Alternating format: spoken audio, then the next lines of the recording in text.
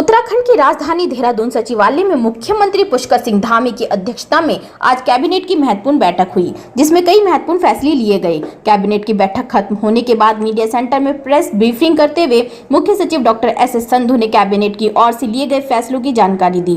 Cabinet के निर्णय कुछ इस प्रकार हैं। उधम सिंह नगर जनपद में तहसील जसपुर से हटाकर 19 राजस्व ग्रामों को काशीपुर तहसील के अंतर्गत सम्मिलित किया गया है।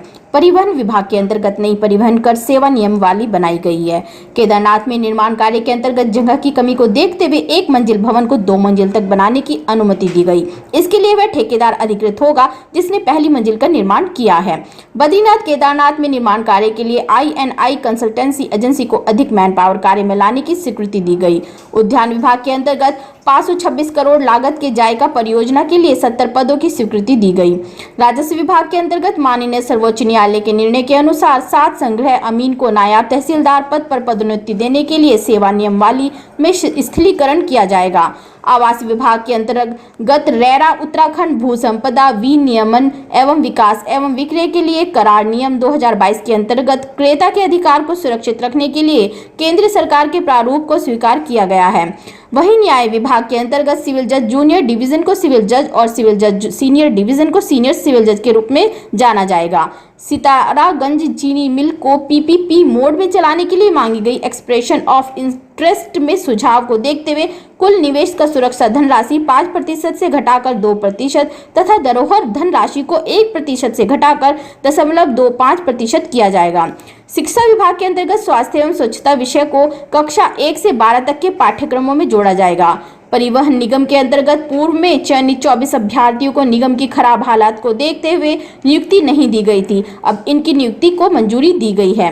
परिवहन विभाग के अंतर्गत रेलवे मैनुअल के अनुसार रेलवे ट्रैक के आसपास विभिन्न विभागों द्वारा किए जाने वाले निर्माण कार्य के लिए अब रेलवे विभाग से सहमति लेनी होगी ताकि ट्रैक को किसी भी प्रकार की क्षति ना पहुंचे। इसके लिए रेलवे मैनुअल को एडॉप्ट किया गया है। उच्च शिक्षा विभाग के अंतर्गत छात्र निधि नियमावली के अंतर्गत जो छात्र 1 वर्ष तक अपने कासन मनी को नहीं लेते हैं उस धनराशि को कॉलेज के विकास पर खर्च करने की अनुमति दी गई है। चिकित्सा विभाग के अंतर्गत कोविड के अंतर्गत भर्ती किए गए 1662 अस्थायी कार्मिकों को सेवा अवधि समाप्त होने पर इनकी नियुक्ति की तिथि के शर्तों के अनुसार 6 माह का सेवा विस्तार दिया जाएगा। उत्तराखंड की आय को 5 वर्ष में दोगुना करने के लिए विभिन्न विभागों से रिपोर्ट लिया जाएगा एवं उत्तराखंड की आय को दोगुना करने के लिए अंतर्राष्ट्रीय स्तर का कंसल्टेंसी एजेंसी नियुक्त की जाएगी। आप अवगत हैं कि कोविड के दौरान अचानक इतना काम बढ़ गया था कि काफ़ी लोगों को तुरंत लगाना पड़ा। इतने बड़े संख्या में जो पेशेंट थे उनका ध्यान रखने के लिए, तो उनका निर्धारित समय सीमा के लिए ही उनको रोज़गार दिया गया था। 1662 ऐसे कर्मी थे जिनको टेम्परेरीली लगाया गया था। उनका समय अवधि ख़त्म हो गई थी और फिर उनकी मांग थी कि इनको समय बढ़ाया जाए। इसमें 676 चिकित्सा शिक्षा के हैं और 986 स्वास्थ्य चिकित्सा स्वास्थ्य विभाग के हैं। कैबिनेट ने निर्णय लिया है कि इनको ज्वाइन करने की तिथि से कुछ शर्तें भी लगाई हैं कि इनका कार्य पहले संतोषजनक रहा हो, वहाँ से सर्टिफिकेट लेके आएंगे जहाँ इन्होंने कार्य किया। कुछ और भी ऐसी शर्तें हैं और इनको 6 महीने के लिए सेवा विस्तार किया गया।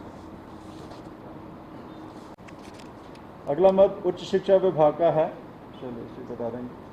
काशन मनी उच्च शिक्षा विभाग में एक छात्र निधि के बारे में नियमावली बनी थी कि 2020 में।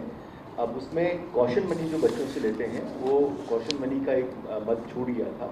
तो कौशन मनी सामान्यतः बच्चे जब पास आउट होते हैं तो 1 साल में उनको वापस ले लेना होता है, लेकिन वो बच्चे कई बार ले नहीं जाते हैं। तो ये हुआ है निर्णय कि 1 साल के बाद यदि वो नहीं ले पाते हैं तो उसके कॉलेज के विकास में ही उसको खर्च किया जाएगा।